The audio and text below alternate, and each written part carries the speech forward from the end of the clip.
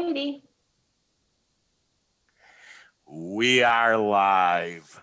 Hello, dance teacher friends. I am excited to come to you tonight with an episode called All in the Family. We have a married couple, and we have three sisters who use or who run the studio together from three different locations now. I'd like to welcome our guests. Hang on one second.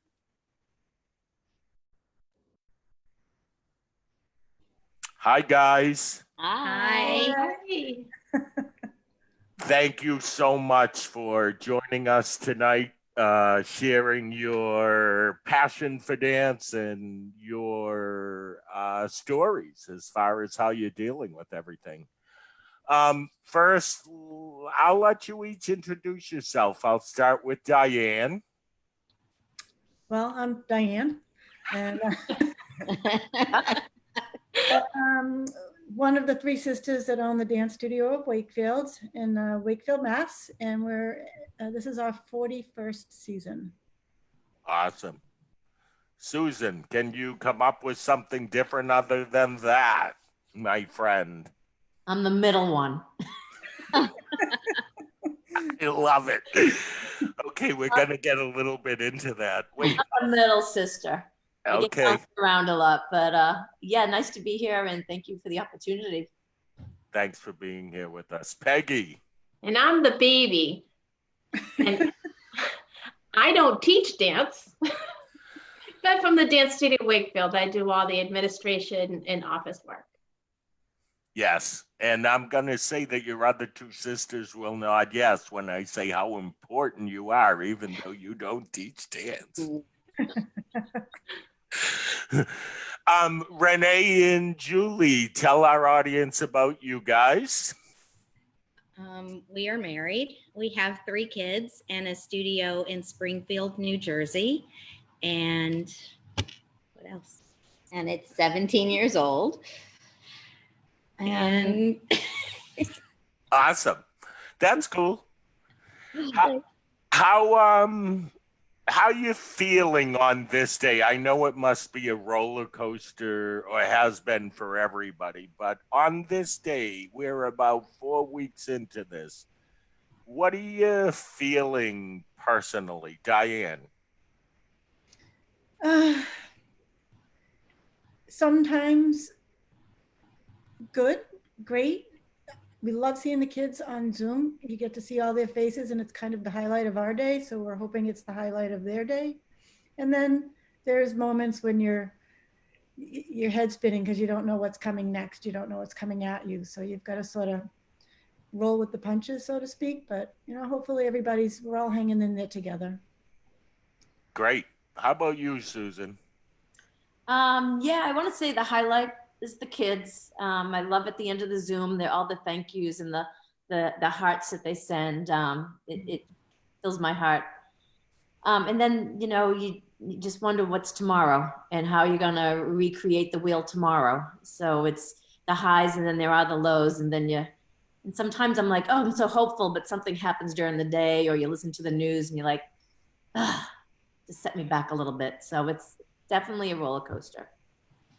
Thanks for saying that, both of you, because I know there's a lot of people listening who are feeling the same way. Peggy, what are you thinking, feeling at this time? A surprising appreciation. I mean, I know our kids and our staff, they're like amazing. They're very supportive.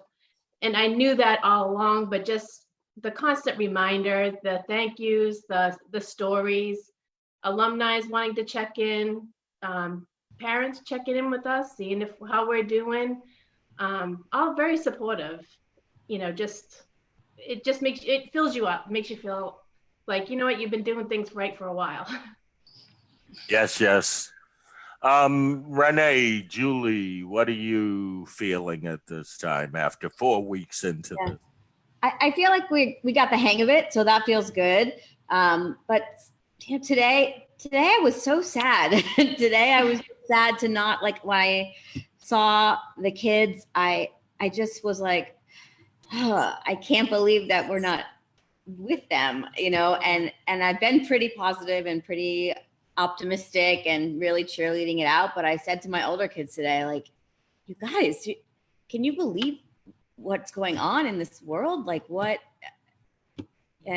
We just talked about it a little bit, and that was good, but today I had a real like sadness for not being at the studio. But that's today. Tomorrow is different. And Julie, what are you thinking? I think that we have never cooked so much in a kitchen. We're always at the studio, and our kids are hungry all the time here. And at the studio, they're in and out, and they eat, and they go to class and whatever. And here we have 3 meals around the table, and it's great. That part's been really a positive thing for our family. But boy, we're doing a lot of housework. I miss the studio. I miss that. And I think our studio kids miss it too. And at the end of our classes, we do a question of the day with our kids, usually even at the school. So online, they've been able to sit down and tell us how they're feeling about what's going on or little things that happen within their day. And that's kept us connected. And give us an example of a question of the day. Okay, well, Rhee, if you were walking in the forest and you found a pot of gold, but you couldn't spend it on anything that you wanted, you had to give it away, who would you give it to and why? Should I answer that question? Because that was a good question. That would be a good question to hang out with kids. And I think right now in this place, my response would be, I know this is going to sound weird, if getting people masks and the equipment or whatever that they need. Weird at all. That's what I wish for the world, is that everybody could handle what we have to handle with everything that they had that we could make available to handle it the right way. Yeah. And I'm a guy, since you asked me the question, then we'll get back to our talk. I'm a guy who's willing to wait this out, even if it has a big effect on my life and my business, if it saves people's lives. Yep. People I love and care about, more valuable. I'm willing to wait this out. But here it is, and maybe you'll agree. I think we're learning a lot.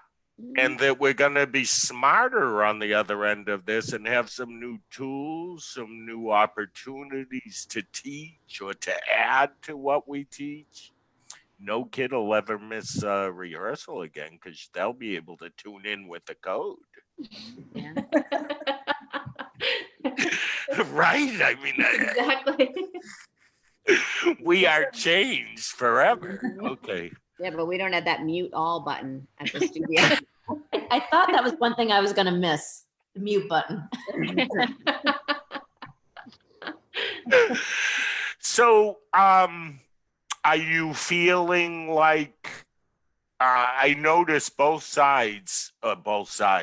groups that I'm talking with tonight, you said it's like reinventing it each week. Tell me what you mean by that. Obviously, you're not sticking to the same schedule. You have to update it every week. Is that really where you're at? Okay, which sister wants to explain that to me? I'll do that one. So we'd love to have every class at its regular time with its regular teacher, but it's just not possible. Because when this all happened, I didn't have on standby webcams and microphones and Bluetooth, and I didn't have all of that equipment. In fact, it took me 3 hours to find a webcam that was going to be able to be delivered to us in 3 days. So we can only really run one room for now, and so we have to take all our classes and combine them. So I'll take all of the preschool classes and I was giving them more time slots. I was giving them one on Monday, one on Tuesday, one on Thursday, and they could all go to anyone they wanted. And then I was realizing that that's a lot. It's a lot for the parents. It's a lot for us. And so we condensed it down to, I'll do 2 preschool classes a week, and all of the preschool classes can attend if they want. And then I'll do the 5 and 6-year-old ballet tap classes. And then we'll do the first or second grade through 4th grade hip hops, and then the ballet tap and jazz class. And if their class was an hour, we make the Zoom class 45 minutes, because there's no going to the bathroom and changing your shoes, and so 45 minutes, they're tired. So each week I have to vary it up depending on what I have. A lot of our teachers are school teachers, so they're still working from home, or they have families and they've got to have their kids on school stuff. So I have to vary the schedule up each week in order to give an opportunity for whoever couldn't make last week could make this week. And so each week sort of rework the schedule to try and accommodate everybody as much as we can. So it's like writing the fall schedule every week. So I got you. You doing that or something different, Renee and Julie? Yeah, very much the same as that, like combining the age groups or doing a company bar, or and letting kids try stuff. Some of our kids are more singer actor kids, and they can come try hip hop or something and turn off their camera if they want to, so that's kind of a cool thing. But yeah, we're trying to mix it up so not everyone's at the same time, and we have a very intricate private voice schedule running, so the same kid isn't missing the ballet class every week. But that, and then just trying to offer some new stuff. And like we did like a choreography workshop, and one of our students led it because she's really into choreography. So we picked a song ahead of time, and we told all the kids, then they could come and they collaborated on a piece. So that was just something different to do, so trying to come up with new stuff. What are some of the things that you're attempting that are a little bit different with your kids that might not be what you normally do in class? Peggy, Susan, Diane, you doing anything unique other than classes? Well, we are, like, one of our teachers is doing just a fitness, which we like that she's doing fitness. Today, during the preschool, because you kind of lose their attention, one of our teachers did a vocabulary, how do you spell chasse, and did more of, for ballet class, they did more of the vocabulary, which I thought was really kind of cool. Sometimes they'll play a game along with their class just to keep them in there, even the statue game. And one kid yelled out charade, so my teacher just jumped out and did a charade with them, so you just kind of go with the flow on what class shows up. Especially with the recreational class, you kind of have to feel out your audience at that point. So were you on Zoom when you're doing the class you're describing just now? Mm-hmm. Yeah. Yes. Yeah. And how many average kids show up for a class, just out of curiosity? Well, I do mostly the company classes, and the average is around 40 to 50 kids. Really? Yeah. And then there's some kids that are taking more classes than they would if we were open up. It's like, oh, I hope to see that and I love it. They're dancing every single day. But the company kids, 40 to 50 kids. The recreational, about 20 per class. Hip hop is a big one, so that's another 30 to 40 kids. So it's a good amount, and you see the different faces. Yeah. We even had a check-in day where, like, we met with just our graduating seniors for a Zoom meeting. We met with teams 2 and 3 for a half hour with all the teachers. So we just did a check-in. So that was something else we did differently. Yeah. They all love playing scavenger hunt. Oh, scavenger hunt was big. All love scavenger hunt. Even the oldest kids wanted to play scavenger hunt. And it was fun because one of the first things was you had to get a Dance Studio Wakefield t-shirt. They all ran off. They came back with their Dance Studio Wakefield t-shirts, all different years. And then Diane took a picture of it all on Zoom. This was fun. Cool. Excellent. Love Yeah. So in listening to this and then Renee and Julie, I want to hear some ideas that you may be doing. It's a new way of teaching. Would you agree? Yeah. Yeah. Yeah. Exhausting. But are you also discovering things in your teachers that you didn't know that they were capable of doing? Yeah. Yeah. Yeah. In fact, all of these fun things that they've been doing, like the scavenger hunt and the charades and the freeze game and the story out, they all came up with it on their own. They presented to us and said, "Can we do this?" I'm like, sure, go for it. Whatever keeps their attention. So they've been super helpful. They really truly have we been trust supportive them. and helpful. Yeah. And the Good. older kids, they do what's your high when you have that period of in the waiting area before the class starts. And they all like to chat and see each other on, they get to see their dance friends and stuff. And a teacher will come on like, okay, what's your high and low for the day? And they'll say what their high was for the day and what their low was for the day. And it gives them all the opportunity to share with each other that they're in it kind of all together. Everyone's having good and bad things every day. So it's good.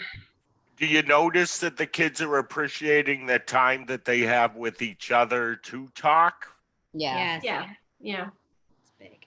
Especially the youngest kids because they don't have their own phone or whatever. So I had this little girl who said, "Lexi, is that you? Can you hear me?"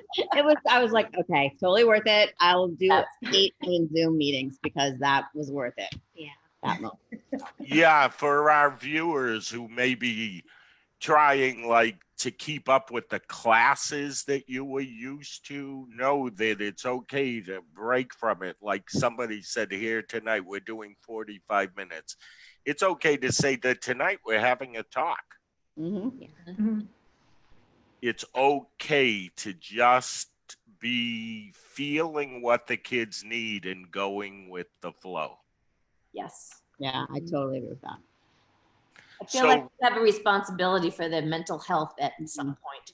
You know, they're with us so many days a week, and now to not be with them. So I feel like we have to be there for them.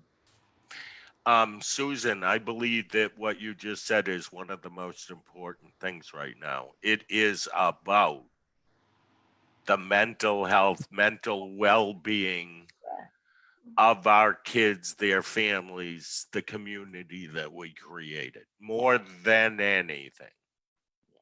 So, Renee and Julie, tell me some of the cool concepts or ideas that you're doing. Well, we do. I have this thing we've been doing Tuesday, Thursday mornings. Our middle son, Lucas, and I do mini yoga with Miss Renee and Lucas. So we just go on our Facebook Live and we spend 10 minutes and we go through this kids yoga deck. I'm not a yoga teacher.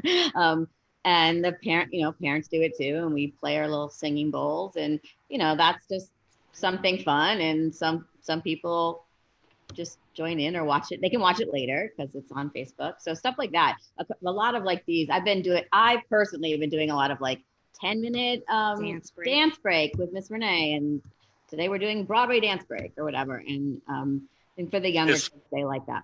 Describe a dance break, what goes on in the 10 minutes of a dance so break. I picked like a theme.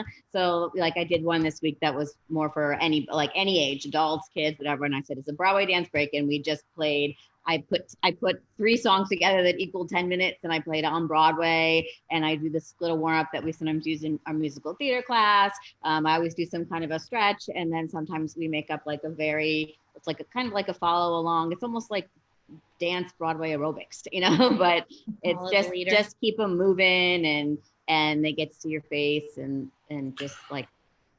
What made you go for these 10-minute interludes? Did you think it was a necessary thing? I love the idea. Yeah.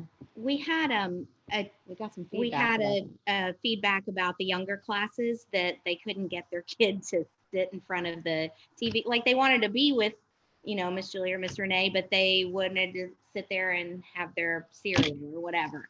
And so we thought the 45 minutes, we still offer that 45-minute class for those younger kids, but the 10 minutes are earlier in the day and the dance break is shorter and it just gets them moving and out of their heads, and it's quick. And then they show up for class later, and they're willing to take the whole. I think the feedback from parents was, we need some time, and just something to break up the day. Like Right. that's sometimes a good school break or before a nap time. Or we had one teacher, it was actually, and it came mostly from one of our teachers who has 2 young children at home, and she started doing them too. And she did one from her treehouse at her house, and it was like a treehouse fairy party or whatever with Miss Carly, and it was so sweet. And it wasn't really so much about dancing, but hanging out in her treehouse. And they all wore, or they did like a beach party, and everybody wore their bathing suit, and they bought towel. You know, so we tell them ahead of time, and just I think parents are looking for anything that kind of just breaks up the day and keeps them a little active and connecting with people. I actually think as time goes on that parents are going to be looking more for us, actually, because their kids will need to be occupied. And if we go above and beyond and they feel like, wow, you know, these people are really trying to stay in touch with our kids, the ones that can afford to stay with us, because there are going to be some who can't, will. And I'll say for the ones who can't, that I think all of us should be thinking about ways to defer or somehow come up with it. If a kid wants to leave, fine. But if a kid can't afford to dance right now, we got to figure out how to make that happen. I want to go somewhere else. It's a topic that I haven't wanted to tackle too much because I wanted everybody to wait a little while, but I'm willing to tackle it tonight. We have a town hall tomorrow to discuss this. What are you guys thinking about your recitals? Well, where we rethink it every day, every other day. Our original recital date was May 16th, I think, right, Peg? Yes. And we hung on to that, and then realized that probably wasn't going to happen. So then Peggy searched high and low and found us a date in June. It's now June 14th, and we're hanging on to that for now. But you know, we just we feel like if the parents know that we're still working hard to try and put something together, they're going to stick with us, and it gives them something to tell their kids that, you know, they're going to try. So we've been working really hard to try, and actually it's been Peggy who's been working really hard to do that. That's what she's been doing. So I'll let her share that. But Peggy, what are you thinking in the end if you get to put on this show? What are some of the different things that have run through your mind on how you might do this? Well, I mean, the likelihood of having it on June 14th, I think that's a reach, but we'll go for it. It's not a school building, but it is a public building, auditorium. If we're able to have that day, maybe just do one class at a time. If they open the building, but they just limit maybe 50 people in at a time. So we could do maybe 3 classes at a time, have 45-minute recitals, just get them in and out. If not, maybe having to do something at the studio, you know, for the individual classes, all the kids that come on Monday have a little recital on a Monday, just to minimize the amount of people. That's if they let us open enough up. If not, maybe the fall. We've kind of, Diane's thinking more fall. I can't go there yet. I'm still trying to go right now. But it's good that she's looking that, because I'm trying to just go week by week. I got you. Diane, just because I think our viewers will be interested, what's making you lean a little bit fallish, I'll say? it's kind of funny. I was having a chat with a couple of colleagues, and you know, we're almost a year-round business now, and I started thinking, why maybe this will be the change that will happen with our industry. I don't know, but you know, everybody's probably going to be sticking close to home this summer, and of course that's always the problem of trying to have anything in the summer/fall. And if we expand our season and move out and put like the last 2 weeks of August, we have come in, whoever can come in, we'll review the routines, do a couple of weeks of studio rehearsals in September and put on the show, and our new season starts October 1st. And I kind of picked the brain a little bit of our friends Shannon and Julie, and you know, it's just thinking outside the box because we have no other option. And you know, I was talking to my friends, and I've been feeling, and we've all been feeling, that our season has become so compacted between September and May, when you're trying to fit in competitions and recitals and Christmas and, you know, all these things, that it feels like it's so busy, and that expanding it out might give a breath here and there. So that's kind of how we started to go in that direction.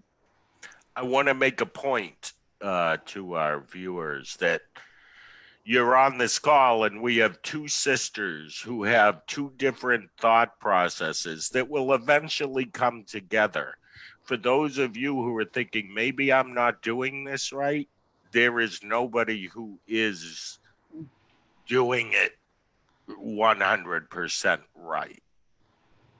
What you must do is think out of the box. One thing I'd like to say to everybody, if you were planning on, and I can't believe I'm going to say this because I wouldn't say it a month ago, if you were planning on in a month putting on a recital with your lights and your crowds in the auditorium, it's just we got to move and think out of the box at this point.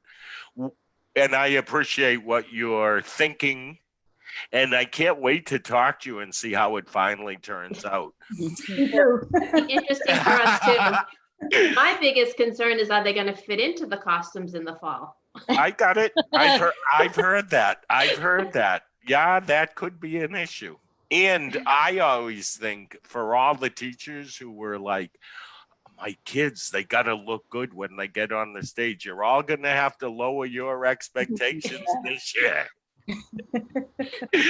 The stick, costume, the getting out on stage is going to be enough for everybody. Believe me. Yeah.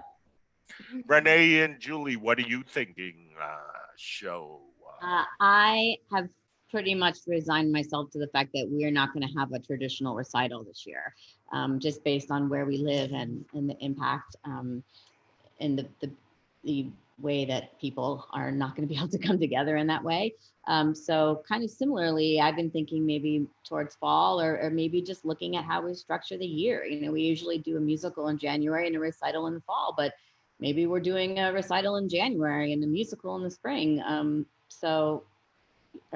We do recital in the spring. I mean, but maybe it can flip flop, like you were saying. Maybe it'll just flip flop next year. Maybe we'll love that and we'll always want to do that. I don't know.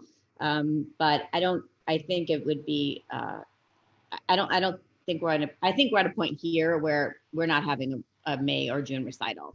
No. I agree. Yeah. So, as you're looking forward and you see the summer coming, are you guys intending to do some of your summer programs or camps as you have them scheduled, doing them virtually, or have you not got that far? As far as people coming together in a building and dancing together, I honestly, with my whole heart, don't believe that is going to happen. Some of our kids go away to Alvin Ailey or ABT or they already canceled the Alvin Ailey summer program this week. So I need to rephrase my question. Are you considering going to do your summer programs virtual this year?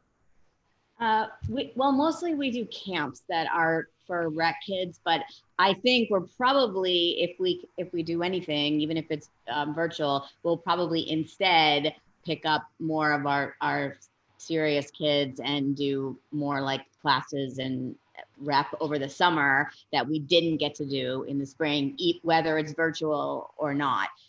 That's where my head is right now, but we haven't even talked about it, honestly. Okay. How about you guys? You thinking anything about summer, or are you just thinking of getting through the season? Well, we do have our summer intensive scheduled and the teachers booked, but it's now been on the back burner. I don't think we can think about it yet. In fact, the brochures already went out. Yeah. Just before all this happened, all the brochures went out. So we haven't really promoted it ever since this all happened. So we'll just cross that bridge, and it is in August, so it's a little bit later. So we usually like to try and close in July to regroup. So hopefully that will all work out. So tell me, for our viewers that are listening, and understand the roller coaster ride that almost everybody agreed we were on in the beginning, how does being in a family, having each other, make a difference? And I see the sisters laughing. I have to say something about the sisters. For those of you who are viewing this, everybody in New England knows the sisters. Nobody really knows each one's individual names because they are the sisters, all right? And they're inseparable. You see them usually together, all three of them. Even though Peggy doesn't dance, she still goes where there is dance. Yeah. Yeah, very true. How's the family part of this? Well, I think the good thing about it is, I'll be having a bad, grumpy, grouchy day, and Peg will be like, "It'll be okay. It'll be okay," or she'll say, "It's not my fault. There's nothing I can do about it." And then, we'll all have those moments, and we'll share back and forth, and we don't live in the same houses, but we're basically always together. So we start out each morning talking to each other. And even we took a walk this morning, which we normally would do. I don't get to do it as much because I live further away, but our walks would be our business meeting in the morning with the dogs, so. But I feel fortunate because I know other owners, they feel like they're on an island of their own. Yes. And we get to reach out to each other, and it's nice. How about you, Peggy? The three of us are really close, and we wise ass. That's another thing about us Bostonians. We say it like we think it. I'll usually send a few texts that will just break the mood or whatever. But we go for our walks. Sometimes it's I don't want to talk about work today, but we also have extended family too. Our staff, they're like sisters to us as well.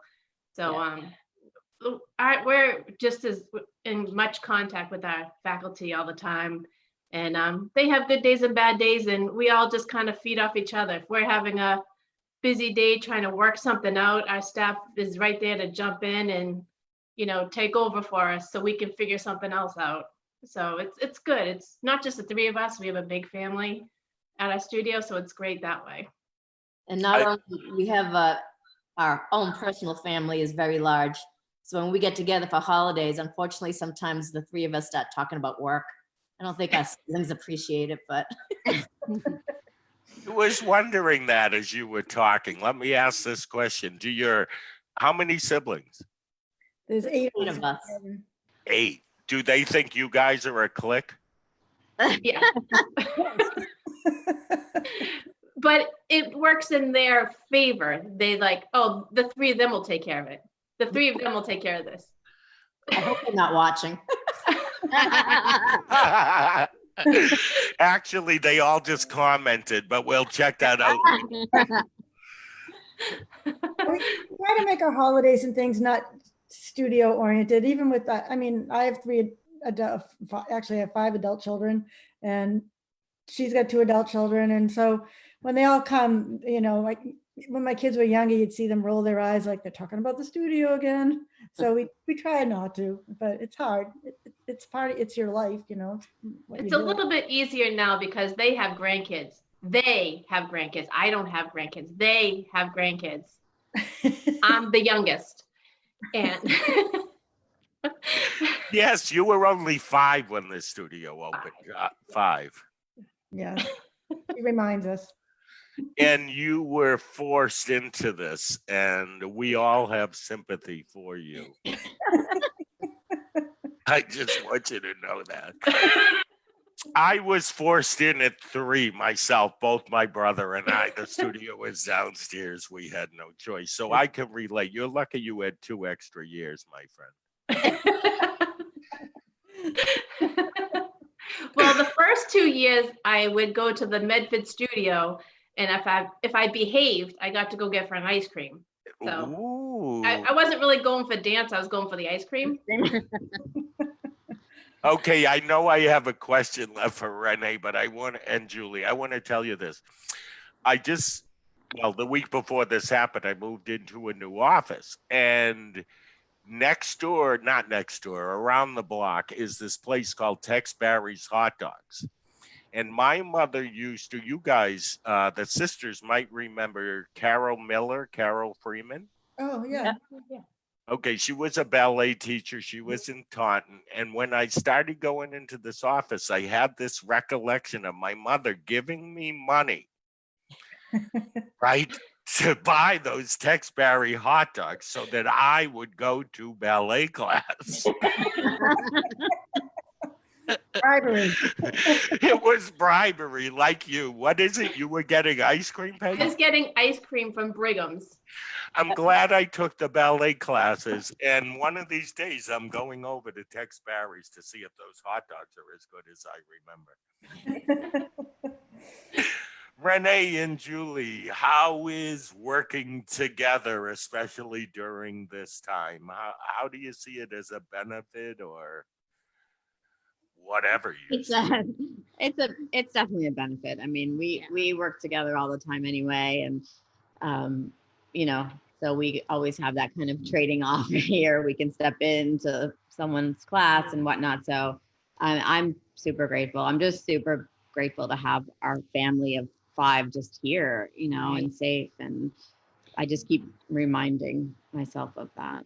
Right away, when we closed the studio, the first thing we did was come home and sit our kids down and work on a schedule of what we were going to do as a family and how they were going to get through school the next couple of we thought it was like a couple of weeks, and we stuck to that schedule, the first part, like the family time schedule, and then in the afternoon we sat down again and talked about how we were going to run the studio, and then we took a couple of days to figure it out, and it's been going well since. But our kids are 3 different ages and 3 different levels. So we always have a demonstrator, which is awesome.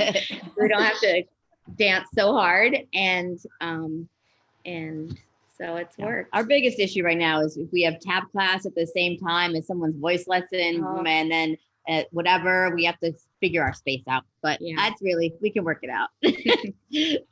Great. Teaching from home. Yeah. I want to go somewhere because we have listeners from all over the country, actually from all over the world sometimes. We're in Massachusetts. You guys are in New Jersey. We're the 3rd largest amount of cases and deaths. I believe you guys are the 2nd. What would you like to say out there to the people who aren't dealing with it as much or as big as we are that could be cautionary for them? Stay home. Stay home. Let this pass, and it will pass. It's going to take some time, and protect your families, protect yourselves. Nothing's more important than that. And we're in an age where we can communicate with anyone through Zoom or Facebook or just a phone call. It's different now than it was in 1918 or whenever the last one was, the pandemic. But it's important to isolate and stay home and be patient. And dance is going to be there, the way it maybe not exactly the way we knew it, but I think we have a little girl who lost her dad in our company. She's 9, and it happened in the first 2 weeks of this crisis. So the studio was hit right away with something very real. And she came to class that night, and she takes class in a mask from her aunt's house. And so that really jarred us into this. And I think it's almost like in 9/11 when you're further away from it. But if you're not feeling it, I'm happy for you, and I hope it stays like that. But this will come back. Dance will be there for us. We will recreate what we need to, but wait it out. Be patient. Got anything to add to that, sisters? Well, if you're not around it like we are, it's the strangest feeling ever to be out. Like if you had to drive somewhere, there's no one out on the roads. It's just so different. And yeah, if you can stay home, stay home. And like I said, the communication. If this happened back, 10 years, 20 years ago, this would have been more difficult. We're lucky we have this. And yeah, it's really strange, but hopefully it's patience. I think too that I know there's so many studio owners out there so desperately afraid of losing their businesses and losing their students and losing it all, and just worried. And the only thing that kind of gives comfort is, I know it's a coined phrase at this point, we're all in this together, but it's not happening to some of us. It's happening to everyone. Everyone can't pay their bills. Everyone can't pay their rent. Everyone can't. So it's not like you're worried about this one's going to take away from me. It's so if we all are just patient and we all just hang in there, I think is the best thing we can do at this point anyway. And reinvent. I mean, I've been thinking we're lucky we have a large space. I'm, who knows who can't pay the rent, or if we even need help. Maybe we'll end up with a dance studio co-op in our town, when we get back, because we need to go in together on the expenses. And I'm open to anything that we all have to do. But who knows how that's gonna look. But we're gonna need each other. Yeah. Yeah, I agree. Peggy, go ahead. Don't underestimate the impact of the things that you are doing or what we are doing. The kids seeing our faces, it gives them a little bit of comfort, gives them a little bit of hope, gives them a little bit of their break from the new reality that they're living right now.